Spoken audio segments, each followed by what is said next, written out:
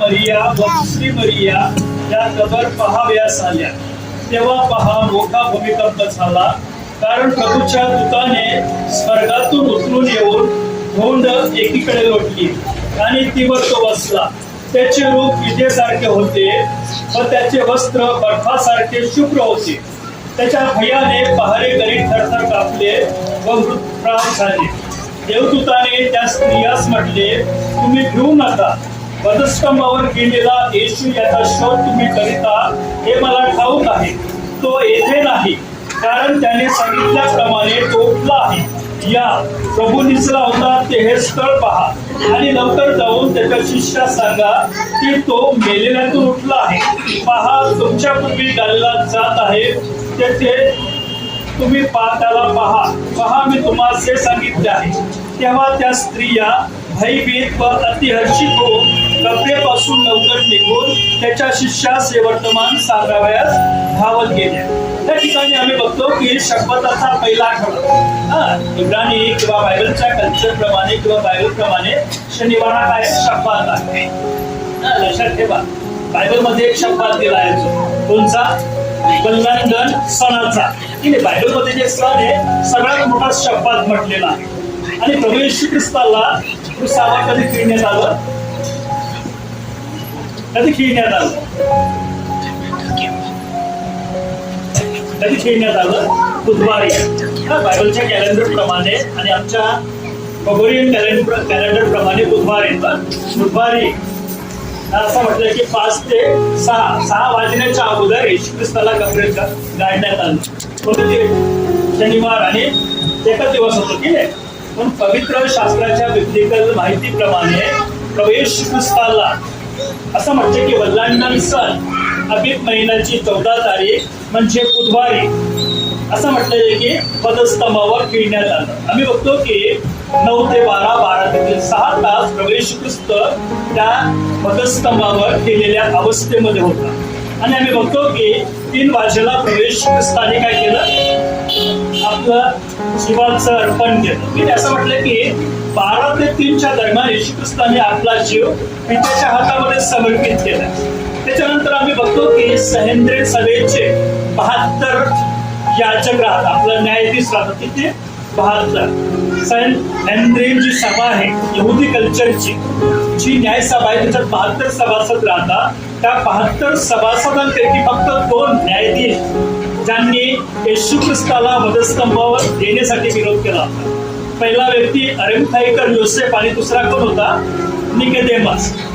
आणि असं म्हटलं की त्यांनी येशूचं शरीर मागितलं. जर तुम्ही एखाद्या व्यक्ती मृत्यू पावला, अकस्मात मृत्यू पावला, तर दवाखान्यात गेले तर किती वेळ लागतो बघायचं की नाही, सर्व कागदपत्र करायला. तसं सनहेंद्रियच्या सभेमधील हे दोघं न्यायाधीशांनी असं म्हटलं की 3 ते 6च्या दरम्यान त्यांनी संपूर्ण कागदाची परिपूर्ती केली. प्रवेशला वधस्तंभावर उतरवलं, कबरेमध्ये ठेवलं. असं म्हटलं की 6 वाजण्याच्या अगोदर, कारण असं म्हटलेलं की दुसऱ्या दिवशी शब्बात येत होता. आणि आम्ही बघतो की शब्बाताच्या शेवटच्या आठवड्याचा पहिला दिवस म्हणजे रविवारी. मग मी तुम्हाला म्हटले येशू ख्रिस्त मेला अबीब महिना 14 तारीख, ज्या ठिकाणी वल्लांडनाचा सण सुरू होतो. दुसरी गोष्ट, बेखमीर भाकर. वल्लांडन सण संपणार म्हणजे 6 वाजण्याच्या दरम्यान बेखमीर भाकरीचा सण येतो. आम्ही बघतो की पापाचं दर्शन तुमच्या आणि माझ्या पापांसाठी प्रभू येशू ख्रिस्त पाप झाला आणि पुढे गेला, कबरेमध्ये गेला. त्याच्यानंतर आम्ही बघतो की प्रथम फळांचा सण की नाही, योम रशीद म्हटलेले म्हणजे प्रथम फळ. आणि असं म्हटलेलं की त्या सणाच्या दिवशी आम्ही बघतो की प्रभू येशू ख्रिस्त मृत्यूतून जिवंत झाला. आणि आम्ही बघतो की तो सण म्हणजे आम्ही बघतो की प्रथम फळांचा सण. म्हणून जेव्हा आम्ही पवित्र बायबलचा अभ्यास करतो, देवाच्या वचनांचा अभ्यास करतो, तेव्हाच आम्हाला बघायला भेटतो की आमचा आजचा जो मुख्य विषय आहे तो म्हणजे पुनरुत्थानाचे आध्यात्मिक रहस्य. प्रभू येशू ख्रिस्त जिवंत झाला त्याचं रहस्य काय आहे? आणि आम्ही वाचलं मध्ये शुभवर्तमान 28 अध्याय 1 ते 8 वचन. असं म्हटलेलं की शब्बात संपला आणि काही स्त्रिया असं म्हटलं की कबरेकडे गेल्या येशू ख्रिस्ताच्या प्रेतामध्ये मसाला भरण्यासाठी. पण आम्ही बघतो की त्या ठिकाणी स्वर्गदूत आहे जे वरून उतरले, वर उघडली आणि त्या स्वर्गदूतांचं रूप बघून स्त्रिया घाबरल्या आणि स्वर्गदूतांनी त्यांना सांगितलं की तो उठला आहे, तुमच्या पूर्वी कुठे गेला आहे, गालीला, आणि तुम्ही त्याच्या शिष्यांना सांगा की तो तुम्हाला गालीला भेटल. आम्ही बघतो की ह्या ठिकाणी पुनरुत्थान असं म्हटलेले की मरणातून जिवंत होणारा पहिला व्यक्ती कोण आहे? कोण आहे? जो मेला जिवंत झाला, फक्त येशू ख्रिस्त. आम्ही बघतो की जुना करारामध्ये अनेक लोक जिवंत झाले, पण कालांतराने काय झाले? पुन्हा मृत्यू पावले. नवीन करारामध्ये आम्ही बघतो की अनेक लोक उठले.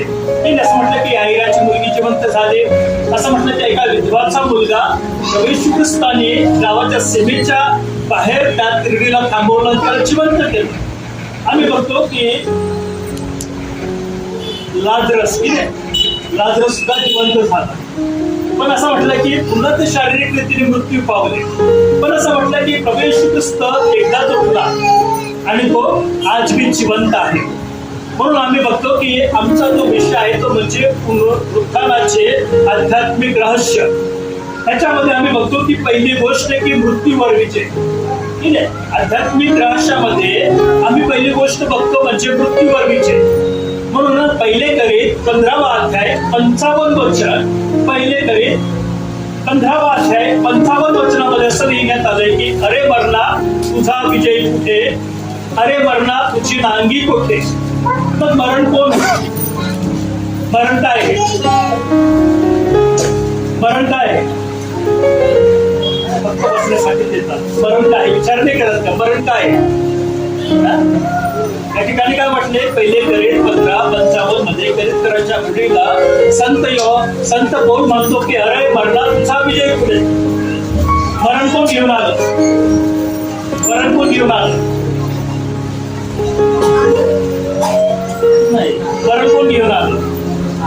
सैतान. ठीक आहे, म्हणून मी तुम्हाला पहिले म्हटले की पवित्र शास्त्रात जर आम्ही वाचलं प्रगटीकरण पहिला अध्याय 14 वचनामध्ये त्या ठिकाणी असं म्हटलेलं की तेव्हा मरण वाजवलो की अग्नीच्या सरोवरात टाकण्यात आले.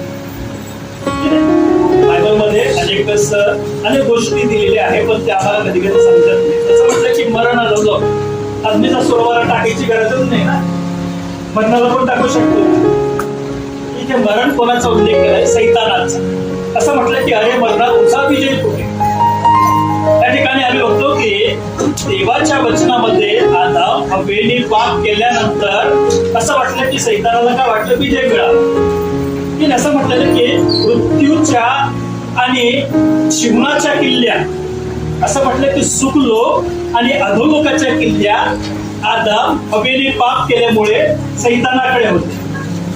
आणि त्यासाठी त्या ठिकाणी करीतकराच्या मंडळीला संत पौल म्हणतो की अरे मरणा म्हणजे अरे सैताना तुझा विजय कुठे. सैतानाला वाटलं की आदाम हवेचं पतन झालं, येणाऱ्या संपूर्ण जगामध्ये अंधकार आला. असं म्हटलं की आदाम हवा मरण घेऊन आले, दुःख घेऊन आले, आजार घेऊन आले, व्याधी घेऊन आले आणि ह्याच्यापासून त्यांना कोण सोडवला. म्हणून प्रेषित पौलाने पवित्र आत्म्याद्वारे असं लिहिलं की अरे सैताना तुझा विजय कुठे, अरे सैताना तुझी नांगी कुठे. सैतान मृत्यू घेऊन आला. आणि आम्ही बघतो की या ठिकाणी सैतानाचा उल्लेख आहे. जर तुम्ही प्रगटीकरण पहिला अध्याय 14 वचन नीट वाचलं, त्या ठिकाणी मरण आणि अधोलोक. मरण कोण आहे? सैतान. आणि अधोलोक कोण आहे? कोण आहे अधोलोक? सैतानाचे हाताखाली जितके आहे ते सर्व अधोलोक आहे. ठीक आहे, मरण हे सैतानाचं नाव दिलं आहे आणि अधोलोक हे दुष्टात्म्यांना नाव दिलेलं आहे. म्हणून होशे 13वा अध्याय 14 वचन काय सांगतो? अधोलोकाच्या तावडीतून मी त्याला उद्धारीन काय, मृत्यूपासून त्याला मुक्त करीन काय. अरे मृत्यू तुझ्या महामाऱ्या कुठे आहेत? अरे अधोलोका तुझकडून होणारा विनाश कुठे आहे? माझ्या दृष्टीपासून कळवळा लपला आहे. त्या ठिकाणी होशेच्या पुस्तकामध्ये आम्ही बघतो की अधोलोकाच्या तावडीतून मी त्याला उद्धारीन काय. ठीक आहे, परमेश्वरा तुम्हाला आणि मला हाच प्रश्न विचारत आहे की अधोलोकाच्या तावडीतून तुम्हाला मला कोण सोडू शकतो? कोण सोडवत? बाळ, भविष्यवक्ते, किंवा कॅरिस्मॅटिक ज्याला आपण चमत्कार करणारे पाळत सोडू शकतात का? असं म्हटलं की अधोलोकाच्या तावडीतून आम्हाला फक्त परमेश्वर तेही आम्ही जिवंत असताना तो तुम्हाला आणि मला सोडू शकतो. म्हणून तो म्हणतो की मृत्यूपासून त्याला मुक्त करील काय? सैतानापासून. तुम्हाला मला सैतानापासून फक्त प्रभू येशू ख्रिस्त जो तुमच्या पापांसाठी मेला, ज्याला गाडण्यात आलं, ज्याने मृत्यूवर विजय मिळवला, तोच प्रभू येशू ख्रिस्त तुम्हाला कशातून सोडू शकतो? मृत्यूपासून. म्हणून म्हटलं की अरे अधोलोकात तुमच्याकडून होणारा विनाश कोट्या, ठीक आहे, अधोलोक दुष्टात्मे काय करण्याचं काम करत आहे? विनाश. ठीक आहे, सैतान आणि त्याचे दुष्ट आत्मे मनुष्याला फडकवण्याचं काम करतात. दारू पिणारे काय करतात? कोण शिकवतात? शिकायची गरज आहे का? दारू पिणारे, खाणारे, मारामारी करणारे, शिव्या देणारे कोण शिकवतो? कोण शिकवतो? कोण शिकवतो? सैतान. सैतानाने जे ठेवले असतात ते. ठीक आहे, बायबलमध्ये जर आम्ही पौलाचं पत्र वापरतो, असं म्हटलं की त्या पत्रात तो लिहिले की नाही, अंतराळ दुष्टात्मे वेगळे, हे प्रत्येक गावाच्या सीमेमध्ये वेगळे आहे, तालुक्याला वेगळे. ठीक आहे, जसं आम्ही बघतो पोलीस कर्मचारी आहे, वरच्या अधिकाऱ्यापासून खाली सर्व सरकारी ह्याच्यामध्ये वेगवेगळे अधिकारी राहतात, वेगवेगळे कर्मचारी राहतात. तसं सैतानाचे सुद्धा असतात. ठीक आहे, काकावाडीमध्ये स्पेशल ठेवला असं ते,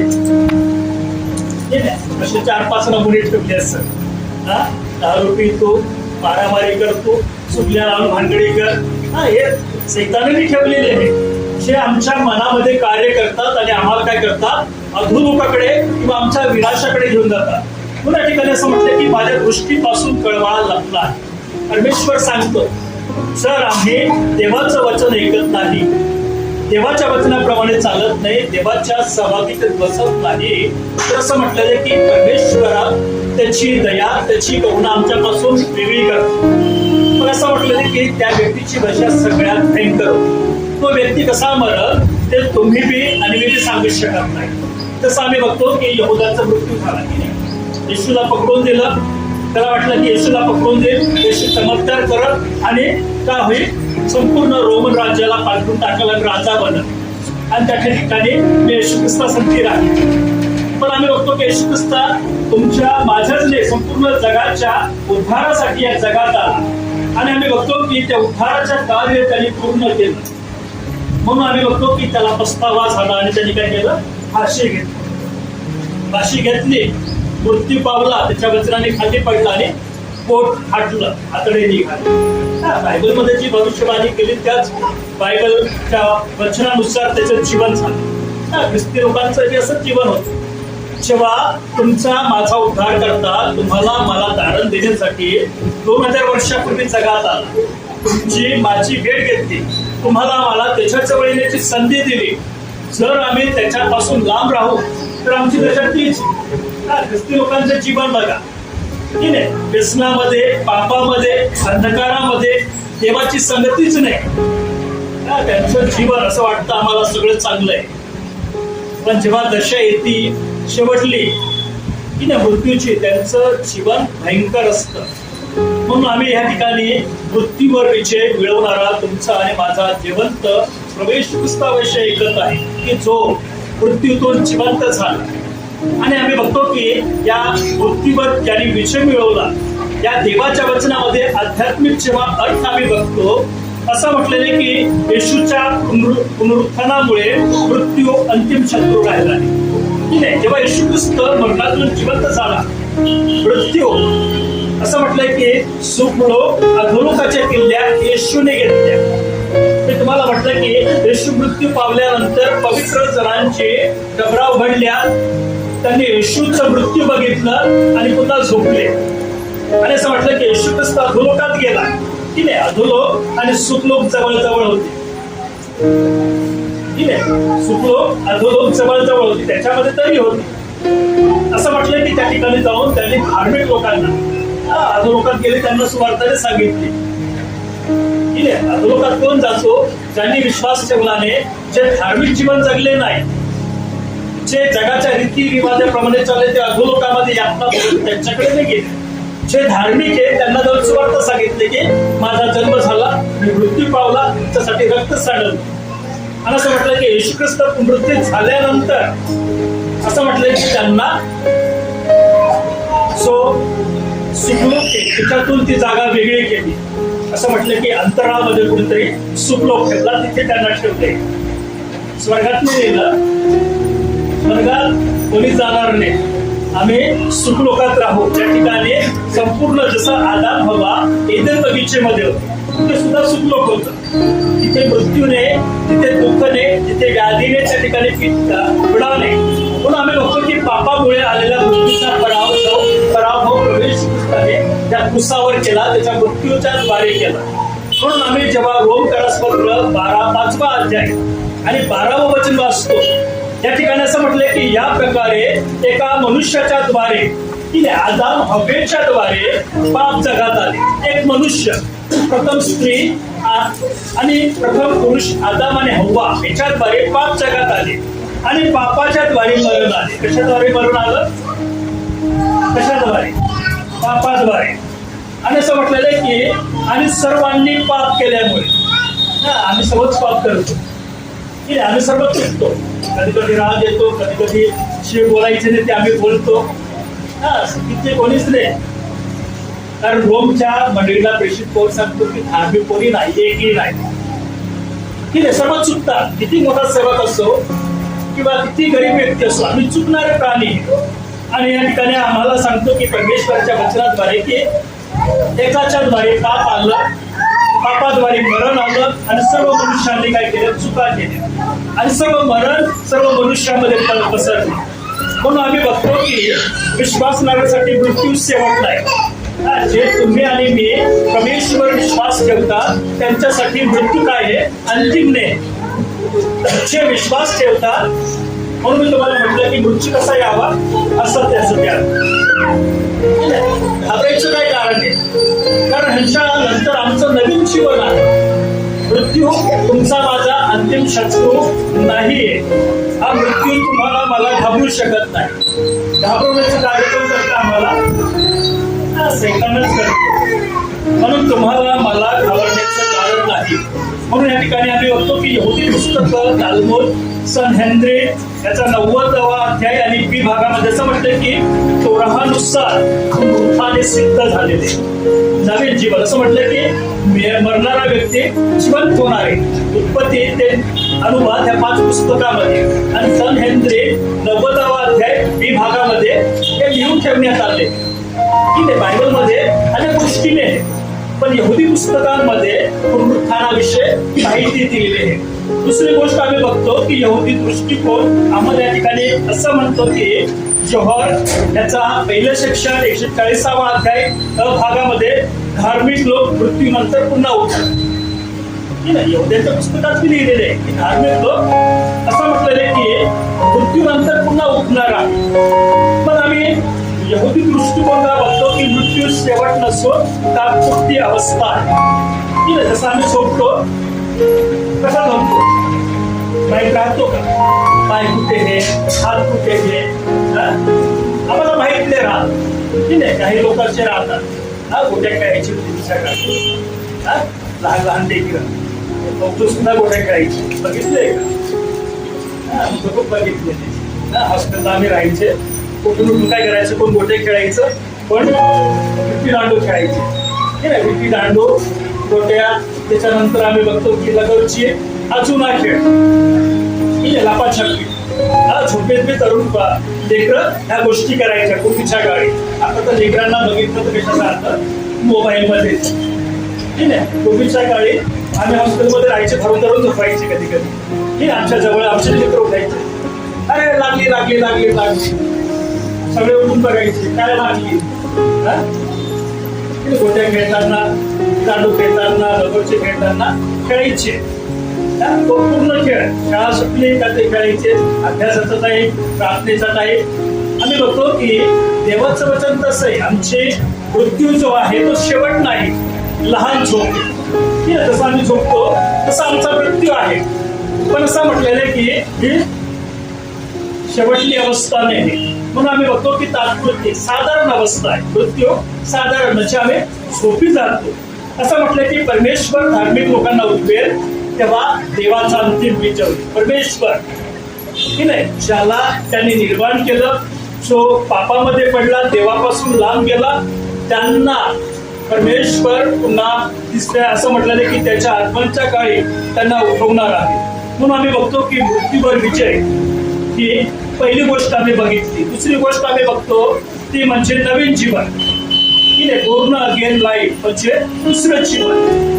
असं म्हटलं की मृत्यू आम्ही सगळे मरणार आहे, कोणीच नाही. जगात जितकी व्यक्तींनी जन्म घेतला ते मरणार आहे. त्याचं कारण आदम हवा, ज्यांना देवाने त्याचं गौरव करण्यासाठी, त्याची महिमा करण्यासाठी, त्याची स्तुती करण्यासाठी निर्माण केलं, त्यांच्या पापाचं प्रतिफळ तुम्हाला मला भोगायला लागेल. कारण आम्ही पापच करत आहोत. आम्ही देवापासून कधी कधी लांब जातो. आम्ही देवाच्या मंडळीपासून, देवाच्या कल्पापासून लांब जातो, की नाही. कधी कधी त्यांच्यावर प्रेम करतो परमेश्वर, त्यांना शिक्षा बी करतो, की नाही. त्यांना प्रेम करतो, त्यांना शिक्षा बी करतो. परमेश्वर ती शिक्षा करतो तेव्हा आम्ही पुढे बी पाहिजे.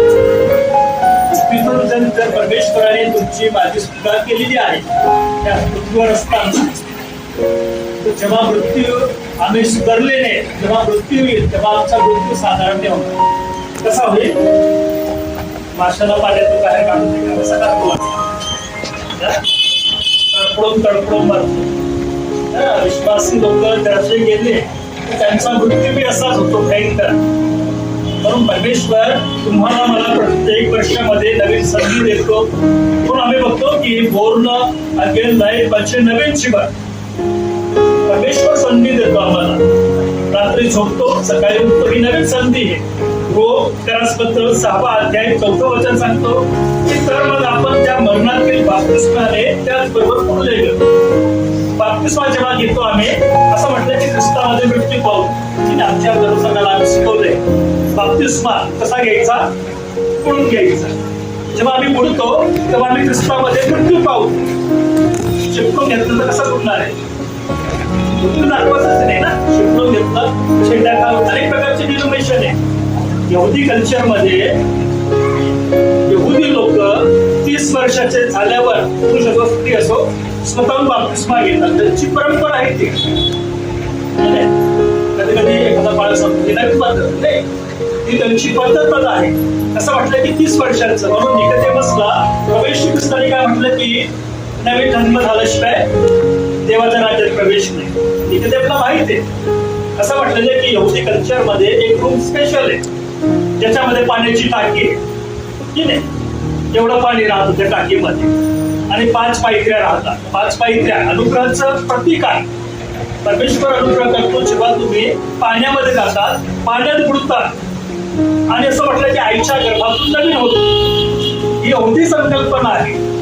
म्हणून प्रवेश ख्रिस्ताने त्याला म्हटलं की आईच्या गर्भात बाप्तिस्मा घ्या. जेव्हा पश्चाताप करतो तेव्हा बाप्तिस्मा घ्या. आणि जेव्हा बाप्तिस्मा करून आम्ही टाकीतून बाहेर येतो, आमचा नवीन जन्म होतो. बायबल प्रमाणे आमचा नवीन जन्म होतो. पण या ठिकाणी प्रेषित पौल रोमच्या मंडळीला म्हणतो की तर मग आपण त्या मरणातील बाप्तिस्म्याने त्याचबरोबर पुढले गेलो. बाप्तिस्मा कसा आहे? पुढून घेतला पाहिजे. म्हणजे येशू ख्रिस्ताचा मृत्यू जसं आम्ही होतो की येशूला कबरेत ठेवलं, जेव्हा आम्ही पाण्याखाली बुडतो आमचा मृत्यू होतो, आणि जेव्हा आम्ही पाण्याच्या बाहेर येतो आमचा नवीन जन्म होतो. यासाठी की ज्याप्रमाणे ख्रिस्त पित्याच्या गौरवाने मेल्यातून उठविला गेला, येशू ख्रिस्त कबरेमध्ये गाडण्यात आलं त्याला, आणि असं म्हटलं की त्याचप्रमाणे आपणही जीवनाच्या नाविन्यात वागणूक करा. तुमचा बाप्तिस्मा झाला, तुम्ही पाण्यात बुडले, तुमचा मृत्यू झाला, सोनं जीवन मृत्यू पावलं पाहिजे. ते जीवन घेऊन निघायचं तुला. बुडवलं, ओल्ले पापी होऊन जातात आणि बाहेर आले का सुके पापी. बुडवतात तर ओल्ले होऊन जातात, ओल्ले होऊन ओल्ले पापी बनतात, सुकले तर सुके पापी होऊन जातात. दुसरं जीवन नाही. त्या ठिकाणी रोमच्या मंडळीला सांगतो की आपण त्या मरणातील बाप्तिस्म्याने त्याचबरोबर पुढले गेलो, आणि जेव्हा आम्ही येशू ख्रिस्त जसा पुनरुत्थित झाला तसं तुम्ही आणि मी ज्या पाण्याच्या बाहेरून येतो तुमचं माझं जीवन बदलतं. आम्ही नवीन जीवनामध्ये काय करतो, पदार्पण करतो. आणि परमेश्वर तुम्हाला मला सांगतो की आम्ही जीवनाच्या नाविन्यात वागणूक करा. नवीन जीवन दिलं देवाने. आम्ही पश्चाताप केला, बाप्तिस्मा घेतला, आम्ही ख्रिस्तामध्ये मृत्यू पावले, आम्ही पाण्याच्या बाहेर आलं तर आम्ही नवीन जीवनाप्रमाणे चालले पाहिजे. ही पुनरुत्थानाची संकल्पना आहे. असं म्हटलं की योहान 3:3 मध्ये येशूने निकोदेमसला म्हटले की मी तुला खचित खचित सांगतो, नव्याने जन्माला वाचून कोणालाही देवाचे राज्य पाहता येत नाही. तुमचा माझा नवीन जन्म होत नाही तर आम्ही अधोलोकातच जिवंत आहे. तर किती बी काय बी करा, मग दारू प्यायचं दारू प्या, मारामारी करायचं मारामारी करा, भांगडी करायचं भांगडी करा, जे पाप करायचं ते करा. पण जे दंड आहे, जी शिक्षा आहे ती सगळ्यात भयंकर आहे. लाजर आणि श्रीमंत व्यक्ती मेले. लाजर कुठे गेला, बायबल काय सांगतो, सुख लोकात गेला. आणि श्रीमंत व्यक्ती अधोलोकात गेला. अधोलोकात एक थेंब, असं म्हणतो की श्रीमंत व्यक्ती एक थेंब घेऊन लाजरला बसकडे पाठवा. अब्राहमाला हात मारत आहे तो. अब्राहम सुख लोकांमध्ये एक थेंब घेऊन जाणार आहे का, तिथपर्यंत जाऊन एक थेंब. असं म्हटलं की पोटावर एक थेंब ठेवून माझ्याकडे पाठव आणि माझ्या जिभेवर टाक. बघा एक थेंब साठी ओरडते.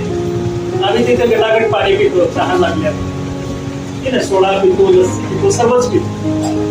पण अजून लोकांत गेल्यावर काय हाल असते. वृत्ती तर नेच आहे, शिक्षा तर आहे, पण असं म्हटलं की भयंकर. पण या ठिकाणी योहान शुभवर्तमान मध्ये निकोदेमसला सांगतो की नव्याने जन्मला वाचून कोणालाही देवाच्या राज्यात, देवाचं राज्य, सार्वकालिक जीवन. आदाम हवा एदेन बगीचेत होते, सार्वकालिक जीवनात होते. पाप आलं, एदेनाच्या बाहेर घालवलं. आम्हाला पुन्हा एदेन बागेत जायचंय, ज्या ठिकाणी सुख आहे, शांती आहे, आरोग्य आहे, कोणत्याच प्रकारचा थकवा नाही. त्या ठिकाणी तुम्हाला मला जायची, पण नवीन जन्म घेऊन जायचंय, ते जीवन नाही. म्हणून मी तुम्हाला सांगतो की आम्ही देवाच्या सहभागितेत असणं गरजेचं आहे. यहुदी पुस्तक तालमूद त्याचं योमा पुस्तकामध्ये 86 अध्याय आणि बी मध्ये असं म्हटलं की खरा पश्चाताप केल्यास नवीन मनुष्य तयार. बायबलमध्ये तेच दिलं आहे आणि यहुदी पुस्तकात तेच दिलं आहे की जेव्हा आम्ही पश्चाताप करतो तर आम्ही नवीन मनुष्य होतो. पश्चाताप तुम्हाला मला नवीन मनुष्य बनवतो. मित्रास रापामध्ये उत्पत्ती 39 वचन, आमची उत्पत्ती नाही. असं म्हटलं की मित्रास रापा तालमूदमध्ये जे पुस्तक आहे त्याच्यामध्ये उत्पत्ती 39:6 त्या ठिकाणी असं म्हटलंय की योसेफ, आमच्या बायबलमध्ये लिहिली आहे, योसेफ खूप सुंदर होता की नाही. जेव्हा तो तारुण्याच्या वयात आला असं म्हटलं की आपल्या केसांकडे लक्ष द्यायचं, आपल्या रूपाकडे, आपल्या केसांकडे की नाही. त्याचा बाप त्या ठिकाणी कनान देशामध्ये दुःख साजरा करायचे, दुःखामध्ये त्याचा बाप याकोब, माझा मुलगा मृत्यू पावला, वनपशूंनी खाल्लं. 11 भावांनी काय म्हणे, योसेफाला वनपशूंनी खाऊन टाकलं. हा सगळा साखरला आम्ही घेऊन आले. योसेफ कुठे, मिस्रामध्ये पोटिफरच्या घरी.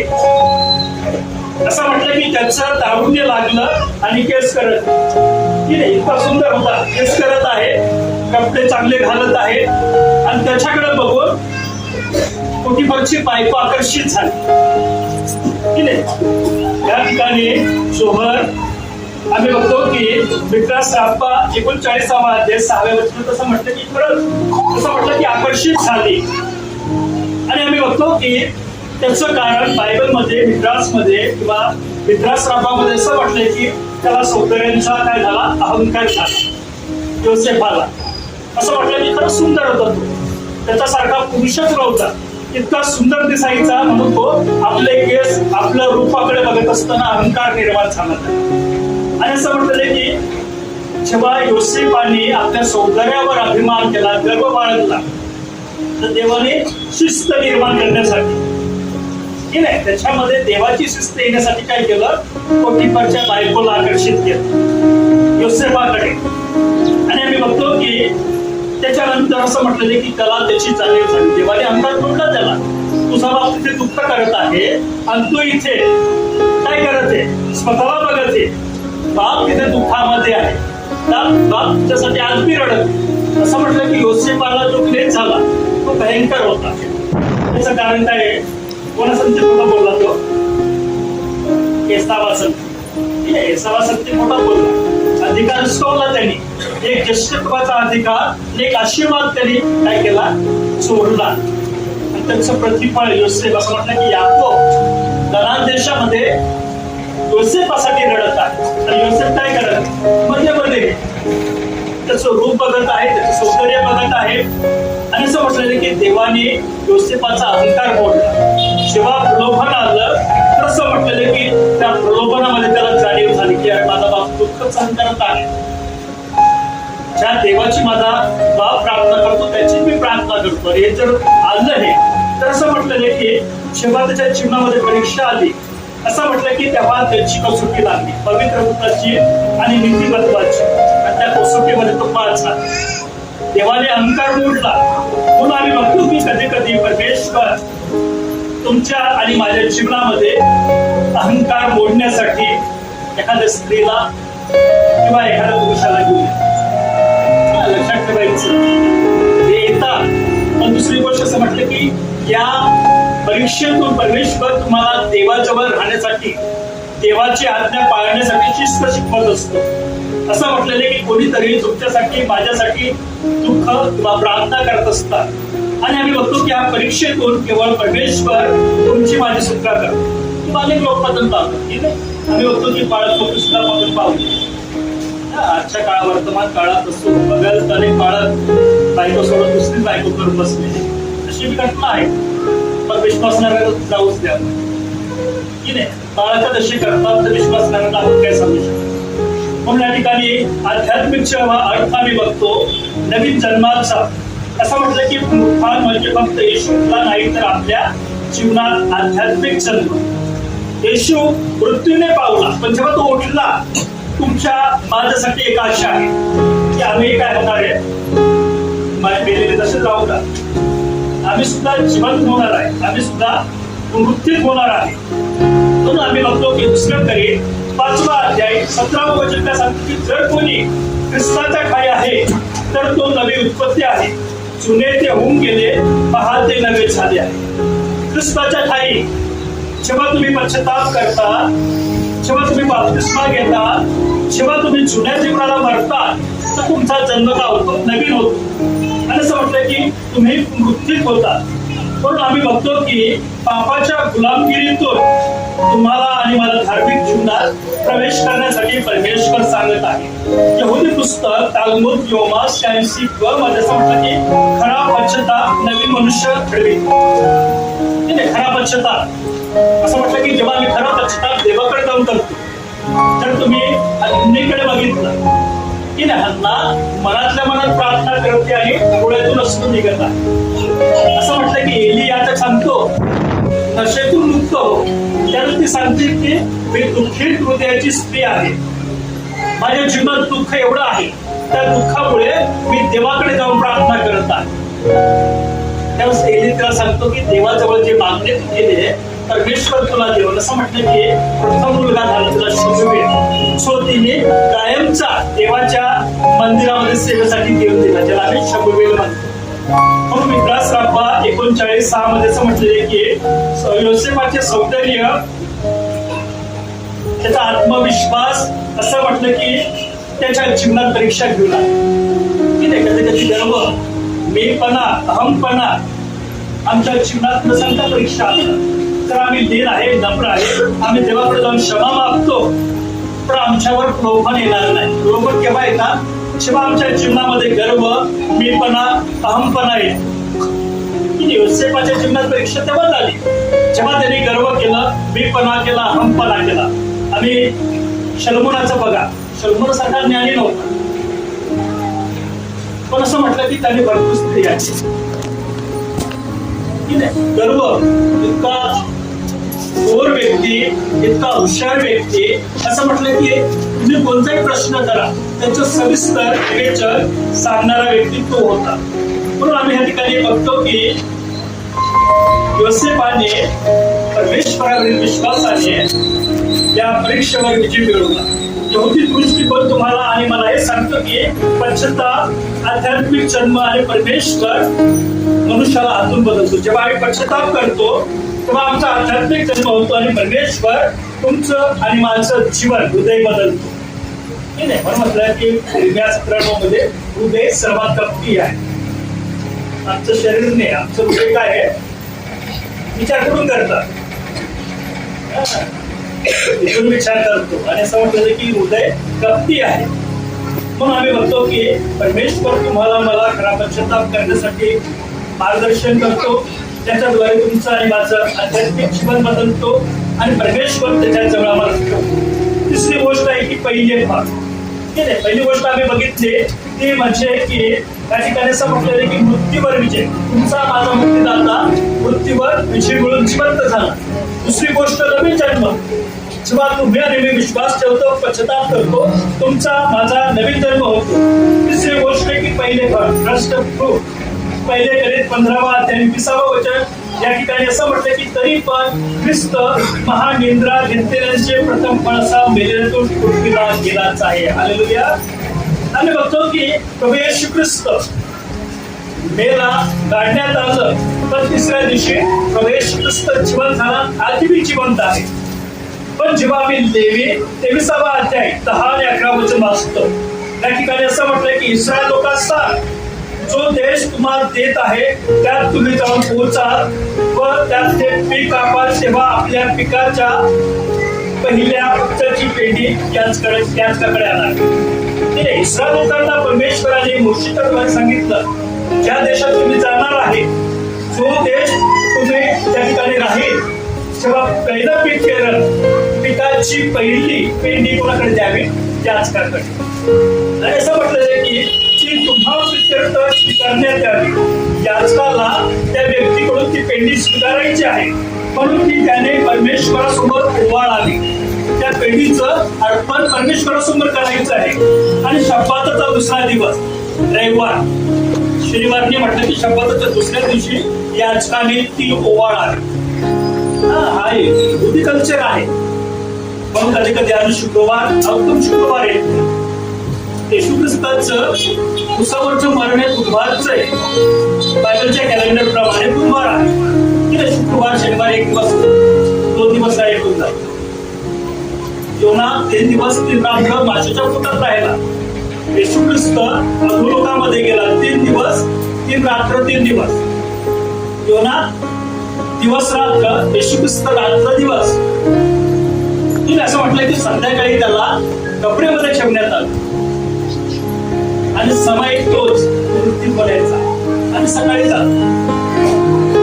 बायबल मध्ये वेगळे दिले, यहुदी कल्चर मध्ये वेगळे. असं म्हटलं की याचकाला पहिली ज्या देशात ते राहतात, तुम्ही कोणत्या देशात राहतात तुम्हाला लक्षात पाहिजे. असं म्हटलंय की देवाच्या वचनामध्ये जो देश तुम्हाला देत आहे, तुम्हाला कोणत्या देशात ठेवले देवाने ते तुम्हाला बघायचंय.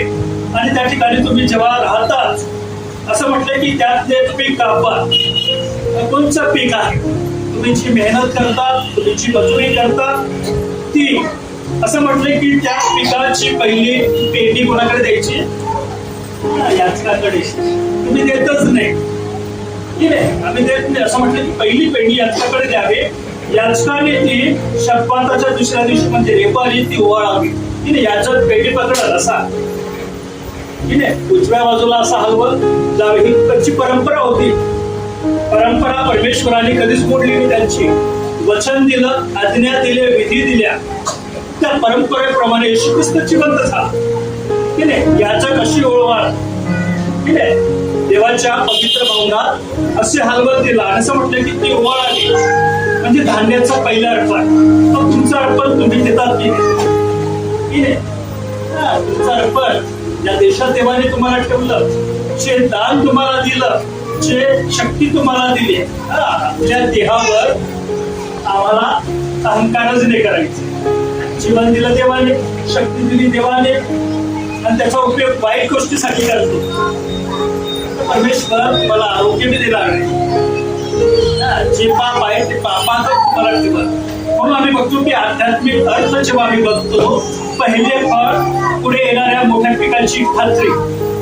जेव्हा आम्ही पहिलं फळ देतो, यहुदी कल्चर मध्ये काय म्हटलं की पहिले फळ, इस्रायल लोकांना माहित होतं जेव्हा आम्ही पहिलं फळ जेव्हा देवाला देतो तर असं म्हटलंय की पुढे येणाऱ्या मोठ्या पिकांची खात्री कोण देतो?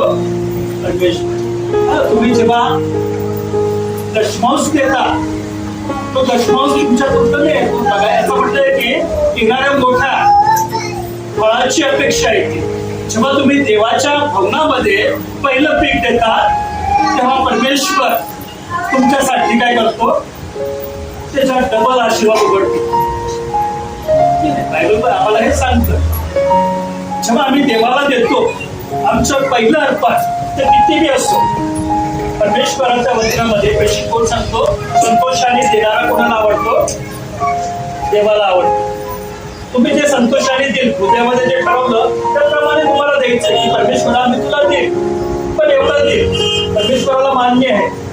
अनन्या सफीराने प्रॉमिस केलं की आम्ही जितकी जमिनीचा जितका पैसा आहे तुला देऊ.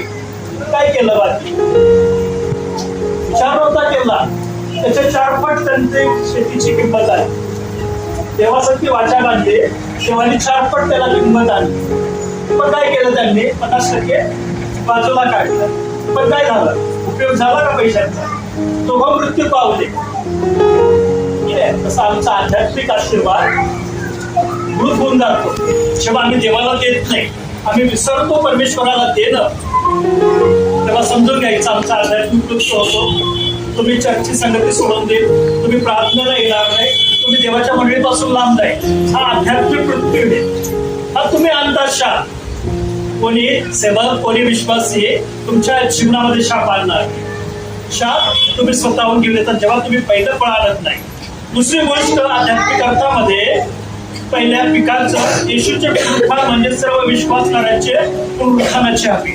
येशू जिवंत झाला, तुम्ही आणि मी सुद्धा काय होणार आहे? जिवंत होणार आहे. हालेलुया. तुम्ही येते तसंच राहणार आहे का? नाही. येशू जर जिवंत झाला, तुम्ही आणि मी सुद्धा पुनरुत्थित होणार आहे. तिसरी गोष्ट असं म्हटलं की तो पहिला उठला. सगळ्या मृत्यूतून पहिला व्यक्ती जिवंत होणारा आम्ही बघतो की प्रभू येशू ख्रिस्त. पहिले करीत 15वा अध्याय 23 वचन काय सांगतो की पण प्रत्येक आपापल्या क्रमाप्रमाणे प्रथम फळ ख्रिस्त, मग ख्रिस्ताच्या आगमन काळी ठेवणार ते लोक. ठीक आहे. पहिले येशू उठला. येशू उठल्यानंतर येशूच्या मागे कोण उठणार आहे? येशू तो उठून गेला. कोण उठणार आहे? आदाम, हवा. या ठिकाणी काय म्हटलेले की आपण नाही, जे मेले ते नाही, क्रमाप्रमाणे आदामापासून जे मेले ते. ठीक आहे. बायबल मध्ये पहिले करीत 15वा अध्याय 23 वचन मध्ये संत पौल करीतकराच्या मंडळीला म्हणतो की पण प्रत्येक आपल्या क्रमाप्रमाणे. सुरुवात तिथून झाली, जिथून मृत्यू आला तिथून त्या क्रमाप्रमाणे पहिलं फळ ख्रिस्त, प्रवेश ख्रिस्त तर जीवन झाला. पण जेव्हा येशू ख्रिस्त आगमनाच्या काळी जेव्हा त्याचं आगमन होईल तेव्हा आदामापासून जे सुखलोकात गेलेले, आदामापासून विश्वासामध्ये जे सुखलोकात गेले ते त्यांच्यापासून आमची लाईफ लागते. त्यांच्यापासून तुमची माझी उठण्याची लाईफ लागते. क्षणामध्ये आमची पापणी पडण्याच्या अगोदर क्रमाप्रमाणे सर्वजण उठणार आहे. म्हणून आम्ही बघतो की यहुदी पुस्तक मिसना भिक्कुरी पहिला अध्याय पहिल्या वचनात असं म्हटलंय की पहिल्या फळाचे अर्पण देवाला केले जाते. लोक करत नाही. अनेक मंडळांमध्ये मेथोडिस्टमध्ये मला हा प्रश्न विचारला मी बाळासाहेब देवाच्या वचनात दिलंच नाही. म्हटलं तुम्ही जुना करारावर वाचत नाही की देवीच्या पुस्तकात नाही पहिलं फळ कोणाला द्यायचं? देवाला. मेथोडिस्टमध्ये काही मंडळी अशा आहेत ते मान्य करत नाही पहिलं फळ. देवाने पहिल्यापासून रूढ ठेवला आहे, आदामापासून. म्हणून आदामाने आम्ही बघतो की आदामाने दोघा मुलांना शिकवलं. म्हणून आम्ही बघतो की कायदाने काय केलं? धान्याचं पहिलं पीक दिलं. योग्य नव्हतं. काय अर्पण करायचं? रक्त. म्हणून आम्ही बघतो हाबेलाच अर्पण मान्य केलं कारण त्यांनी जे परमेश्वराला लागतं त्याचं अर्पण दिलं. काहींनी ते केलं नाही. माहीत असताना सुद्धा काहींनी ती चूक केली म्हणून देवाने त्याचं अर्पण मान्य केलं नाही. म्हणून यहुदी पुस्तक मिसना भिक्कुरीप्रमाणे तुम्हाला मला पहिलं फळाचं पीक, पहिलं उत्पन्न कोणाला द्यायचंय? देवाला द्यायचं आहे की नाही. आम्ही बघतो की जोहर त्याचा दुसरं शिक्षण 28 अध्याय बी वचनामध्ये असं म्हटलं की पहिले फळ म्हणजे आध्यात्मिक युगम आहे. आम्ही विचार करत नाही, पहिलं जे फळ आहे ते आमच्यासाठी आध्यात्मिक उगम आहे. या आध्यात्मिक उगमाला जर तुम्ही मदत मारून टाकलं तर काय होईल, आमचे आशीर्वादच बघून जातात. आध्यात्मिक उगम जो देवाने तुम्हाला मला दिला त्याचं आम्ही नाश करतो. म्हणून असं म्हटलं की यहुदी दृष्टिकोनामध्ये देवाला अर्पण केलेले पहिले पवित्र वस्तू जेव्हा आम्ही देतो असं म्हटलेलं की म्हणून आम्हाला बघतो की तीच वस्तू आम्हाला पुनरुत्थानाची आशा देते. आम्ही बघतो की मृत्यूवर विजय म्हणजे मृत्यूचा अंत व अनंतारिक जीवनाची सुरुवात. आमचा मृत्यू होतो तर आम्ही समजून घ्यायचं मृत्यूच्या अगोदर की आम्ही अनंतारिक जीवनात जाणार आहे. जेव्हा आम्ही येशूवर त्याच्या मृत्यूवर विजय विश्वास ठेवतो, त्याचं नवीन जन्मावर विश्वास ठेवतो आणि असं म्हटलेलं की प्रथम फळ म्हणून ख्रिस्त जो मृत्यूतून जीवन झाला त्याच्यावर आम्ही विश्वास ठेवतो. तर असं म्हटलेलं की तुमचं आणि माझं या वचनानुसार पहिला निष्कर्ष आहे की मृत्यूवर विजय. जेव्हा आम्ही देवात आहे, वचनात आहे, प्रार्थनेत आहे, विश्वासात आहे, पश्चाताप आम्ही नित्य करतो, तर तुम्ही आणि मी जेव्हा मृत्यू पावल तुमचा आणि माझा मृत्यूवर विजय किंवा अंत असं म्हटलं की अनंत कालाची सुरुवात आहे. दुसरी गोष्ट आम्ही बघतो की नवीन जीवन आध्यात्मिक जन्म होतो तुमचा आणि माझा. तिसरी गोष्ट आम्ही बघतो की प्रथम फळ भविष्यातील पुनरुत्थानाची खात्री. तुम्ही मरणार, तुम्ही जिवंत होणार. म्हणून आम्ही बघतो की मत्ती 28:1 ते 8 वचनाचा जो संदेश आहे आध्यात्मिक, येशूचे पुनरुत्थान म्हणजे भूतकाळ की नाही, मागचं काल गेलेला दिवस आमचा भूतकाळ आहे. असं म्हटलं की भूतकाळ म्हणजे पापावर विजय. तुम्ही सर्व भूतकाळातून वर्तमान काळात आले, लक्षात ठेवायचं. भूतकाळ जेव्हा तुम्ही येशूला ग्रहण केलं, येशूवर विश्वास ठेवला, बाप्तिस्मा घेतला, तो आमचा भूतकाळ. असं म्हटलं की त्यावेळेस आम्ही पापावर विजय मिळवला. दुसरी गोष्ट वर्तमान काळ, आजचा काळ, तुम्ही आणि मी नवीन जीवनात प्रवेश केलेला आहे. आजच्या या काळामध्ये आमचं नवीन जीवनामध्ये प्रवेश झाला आहे आणि उद्या येणारा दिवस आमचा भविष्य काळ अनंतकालीन पुनरुत्थान आहे. ज्या ठिकाणी तुम्हाला मला कोणी दुःख देणार नाही, कोणी आम्हाला आमच्यावर हुकूमत करणार नाही. तुम्ही आणि मी परमेश्वराचं नीट बघणार आहे, त्याची आराधना करणार आहे. पण जेव्हा मी ह्या पुनरुत्थानाच्या भागाकडे येतो तसं म्हटलं की येशूने मृत्यूवर विजय मिळवला, येशू ख्रिस्त मृत्यूतून जिवंत झाला, नवीन जीवनामध्ये त्यांनी प्रवेश केला. आणि तुम्ही आणि मी जसं येशू पहिलं फळ आहे तसं मृत्यूतून येशू नंतर तुमचं आणि माझं असं म्हटलंय की नवीन जीवनात नवीन ह्याच्यामध्ये प्रवेश होणार आहे. परमेश्वर या वचनाद्वारे तुम्हाला मला आशीर्वादित करो. यावेळेस संडे स्कूलचं काय डान्स आहे, संडे स्कूलचा डान्स होईल. त्याच्यानंतर